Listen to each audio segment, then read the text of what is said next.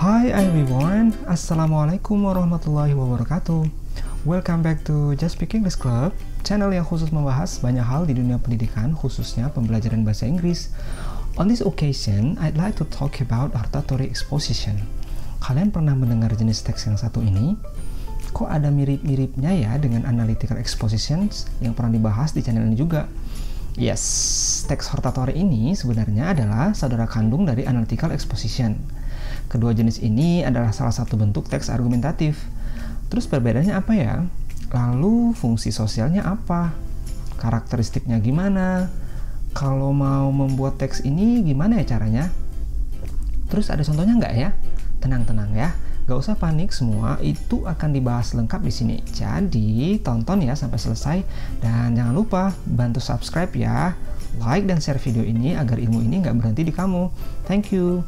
Jadi ya teman-teman, hortatory exposition itu is a type of English text which presents the author's attempt to influence or persuade the readers, listeners, or viewers to do something or act in a particular way about an issue. Inti dari teks hortatory sebenarnya adalah sebuah upaya dari seorang penulis untuk mempengaruhi atau mengajak para pembaca atau pendengar atau juga para penonton untuk bertindak atau melakukan sesuatu. Bisa juga loh malah mempengaruhi orang untuk tidak melakukan sesuatu terkait dengan sebuah isu yang disampaikan. Misalnya ya, kenapa sih kita harus memakai helm saat berkendara? Atau alasan kenapa sih siswa sebaiknya sarapan terlebih dahulu sebelum berangkat sekolah? Dan lain-lain. Nah, saat menyampaikan isu inilah, penulis biasanya memberikan beberapa argumentasi untuk mendukung apa yang ia sampaikan. Nah, setelah memberikan argumen, lalu ditutup dengan sebuah saran, rekomendasi, dan ajakan di akhir teks. Nah, begitu ya teman-teman. Lalu bedanya apa ya dengan analytical expositions? Baik deh. Perbedaan yang paling kelihatan sebenarnya ada di bagian akhir ya. Hortatory diakhiri dengan sebuah rekomendasi, sedangkan analytical exposition hanya diakhiri dengan sebuah reiteration atau reiterasi atau disebut dengan pernyataan ulang dari tesis. Tapi lebih daripada itu, sebenarnya perbedaannya itu ada pada tujuan kenapa teks ini dibuat. Hortatory untuk mengajak atau mempengaruhi orang untuk melakukan sebuah tindakan konkret terkait sebuah isu. Sedangkan analytical lebih kepada ajakan atau pengaruh agar sebuah isu tersebut patut untuk mendapatkan sebuah perhatian. Oke, sampai di sini bisa dipahami ya. Baiklah, jadi social function atau tujuan komunikatif dari hortatory exposition adalah to persuade the reader or the listeners that something should or should not be the case.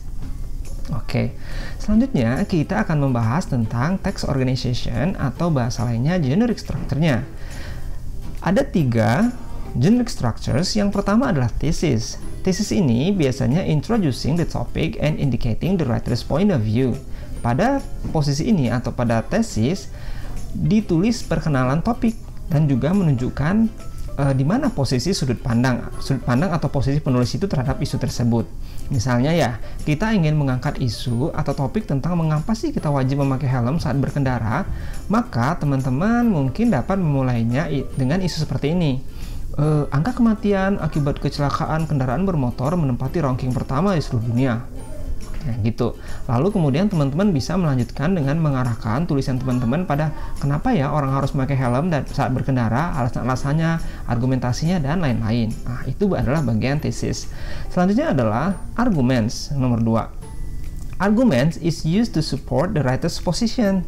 The number of arguments may vary, but each argument must be supported by evidence and explanation. Singkatnya, argumen ini digunakan untuk mendukung pendapat teman-teman di bagian tesis. Jumlah argumennya terserah teman-teman ya, biasanya sih lebih dari 2 gitu ya, atau 2 lah minimal. Masing-masing argumen itu gunanya untuk mendukung dari masing-masing poin yang teman-teman sampaikan untuk mendukung pendapat teman-teman di bagian tesis. Oke, setelah menggunakan argumen, menulis argumen, teman-teman bisa melanjutkan ke teks structure berikutnya, yaitu recommendation. Pada bagian ini teman-teman memberikan saran, ajakan, atau apa yang orang lain atau isu atau solusi apa yang bisa teman-teman tawarkan untuk mengatasi isu atau masalah yang teman-teman sampaikan di bagian awal tadi. Itu namanya recommendation ya. Kemudian setelah membahas text organization atau generic structures-nya, kita akan langsung membahas di language features dari hortatory exposition itu. Yang pertama adalah kalimat-kalimat yang digunakan menggunakan simple present tense. Kalimat-kalimat yang digunakan ini biasanya berbentuk kata kerja pertama atau menggunakan to be, is, am, are dalam kalimat-kalimatnya ya. Masih ingat ya dengan present tense? Oke, kalau masih belum ingat atau sudah lupa, teman-teman bisa mempelajari present tense di channel ini juga ya. Lalu yang berikutnya, biasanya kalimat-kalimatnya juga menggunakan additional conjunction. Apa itu additional conjunction? Additional conjunction atau konjungsi ini biasanya digunakan saat memberikan argumentasi ya. Biasanya di awal-awal paragraf untuk mendukung melanjutkan argumen yang satu dengan argumen yang lain. Misalnya, besides, beside that, in addition, moreover, additionally, dan lain-lain. Oke. Selanjutnya adalah di bagian recommendation biasanya muncul kalimat-kalimat seperti ini. In my opinion, kemudian I think, terus ada it's better sebaiknya, atau menggunakan should, verb 1, atau menggunakan should be. Gitu ya. Itu di bagian recommendation. Nah, setelah membahas tentang language feature atau ciri-ciri kebahasaan, kita akan melihat contoh dari hortatory exposition. Perhatikan teks berikut ini ya. Judulnya adalah Monitor Your Kids While Watching TV. Ada yang tahu artinya? Yes. Pantau anak-anak Anda saat menonton TV. Oke.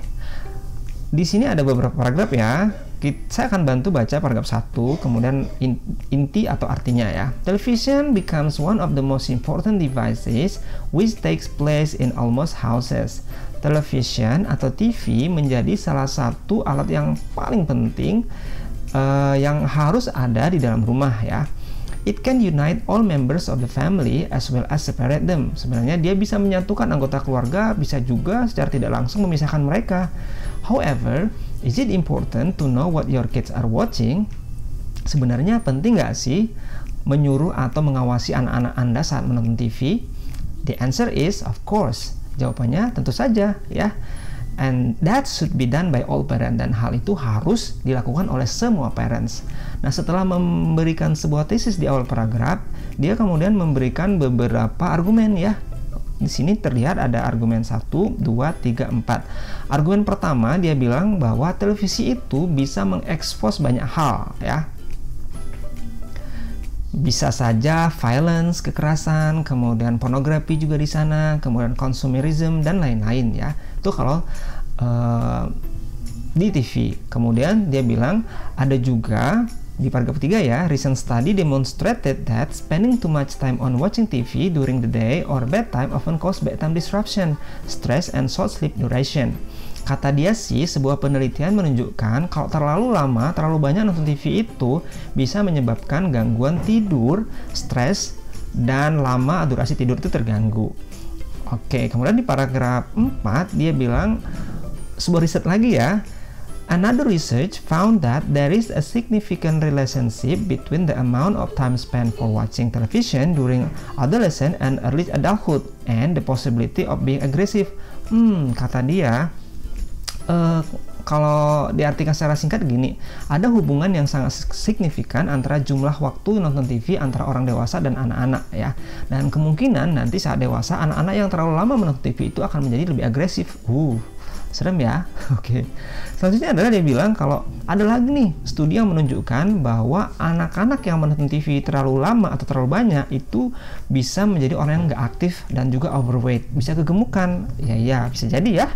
Biasanya kalau nonton TV itu sambil ngemil segala macam. Nah, jadi dia jadi inaktif dan overweight. Nah, di bagian terakhir dia memberikan sebuah rekomendasi nih. Ada beberapa rekomendasi yang bisa dilakukan orang tua. Yang pertama, limit television viewing to 1 hours or 2 ya. Dia bilang batasi aja waktu menontonnya menjadi 1 atau 2 jam aja setiap hari. Lalu yang kedua, do not allow your children to have a TV set in their own bedrooms. Jangan biarkan atau kasih anak Anda TV di kamarnya. Oke, iya ya. Lalu yang ketiga, review the rating of TV show which your children watch. Liatin deh apa nama rating dari TV itu, bagus atau enggak gitu, cocok untuk anak atau tidak gitu. Dan yang terakhir adalah watch television with your children and discuss what is happening in the show. Ini bagus sekali ya. Ajaklah anak-anak Anda berdiskusi saat menonton dan tetap mengawasinya saat menonton. Jadi intinya nonton bareng, kemudian diskusikan intinya acara TV itu seperti apa, kayak gitu. Nah, ini adalah salah satu contoh dari hortatory exposition. Sekarang kita akan bahas satu persatu ya. Dari mulai generic structure-nya. Di bagian awal ini adalah sebuah tesis ya. Paragraf 1, kemudian di paragraf 2, 3, 4, 5 ini adalah argumen. Kebetulan argumennya dikasih 4, dan yang paragraf terakhir adalah sebuah recommendation. Selanjutnya adalah setelah membahas generic structure, saya akan bantu teman-teman untuk menganalisa ciri khasnya atau karakteristik dari teks ini. Yang pertama adalah jika teman-teman perhatikan kalimat-kalimat yang digunakan menggunakan kata kerja pertama ya, seperti kata becomes, takes, kemudian ada to be, is, kemudian are, dan seterusnya ya. Nah, ini disebut dengan present tense. Lalu yang berikutnya adalah ketika teman-teman melihat per paragraf, terutama di paragraf 2, 3, dan 4, di situ pengantar antar paragraf itu dihubungkan dengan sebuah konjungsi. Ada kata moreover, another reason, dan seterusnya. First of all, nah ini disebut dengan additional conjunction ya. Kata hubung, kata penghubung ya. Kebetulan yang muncul di sini kata moreover. Dan yang terakhir adalah di dalam recommendation muncul kata should ya, yang artinya adalah sebaiknya. Nah, sarannya ada di sini ya, ada di paragraf terakhir dan paragraf 1 muncul kata should juga. Oke. Demikian ya pembelajaran tentang hortatory exposition hari ini. Mudah-mudahan materi ini bermanfaat, dan jika teman-teman masih mengalami kesulitan dalam memahaminya, teman-teman masih bisa memberikan pertanyaan di kolom komentar ya. Oke, sampai jumpa di materi berikutnya. Bye-bye.